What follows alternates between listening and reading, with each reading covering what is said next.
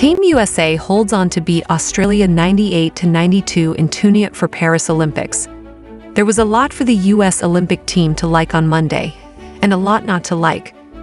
Anthony Davis scored 17 points and grabbed 14 rebounds. Tyrese Halliburton came up with a pair of late three-pointers that helped stop a free fall by the Americans. And the US beat Australia 98-92 on Monday to improve to 2-0 in its 5-game slate of exhibitions leading into the Paris Olympics. Devin Booker scored 16 for the US, Anthony Edwards scored 14, and 3 players, LeBron James, Bam Adebayo, and Joel Embiid, finished with 10 for the Americans, who are playing host to a pair of exhibitions at Abu Dhabi, United Arab Emirates this week.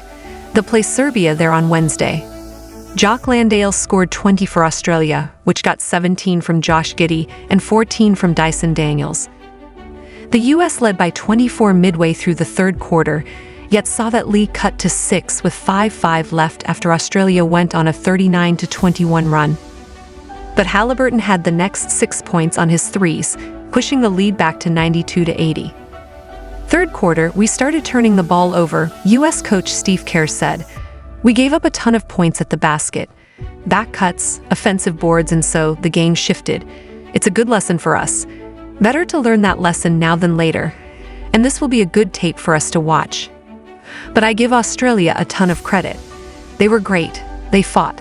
They were really physical, took it to us in the last quarter and a half and really made it a game. Just like in the Canada game, the so-called second unit, Halliburton, Drew Holiday, Adebayo, Davis, and Booker changed the game.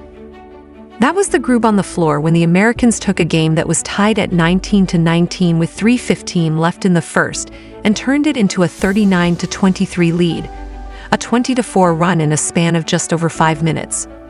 Kerr used that group as his starting 5 to open the second half, but it's become a clear trend already. When the US goes to its bench and can replace all-stars with other all-stars, it's just going to be a massive problem for opponents who don't have anywhere near that same level of depth. The strength of our team is our depth, and we have to utilize our depth, Kerr said. It's been something the Americans have used to their advantage in the past. Dwyane Wade led the gold medalist 2008 US Olympic team in points, even though he was 6th in minutes on that team and came off the bench in all 8 games. Turnovers. Here's the big trouble sign right now for the US: turnovers. IVA games are shorter than NBA games, 40 minutes instead of 48 minutes. That means there are fewer possessions and makes it even more imperative to not give the ball away, which the Americans did, a lot.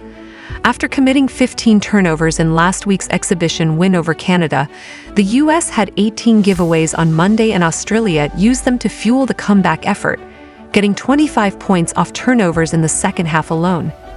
Our turnovers, it's all about focus and execution, Davis said. Injury watch. Kevin Durant missed his 2nd consecutive game because of a calf strain, and with only 1 practice between games, it wouldn't seem likely that he plays Wednesday against Serbia either.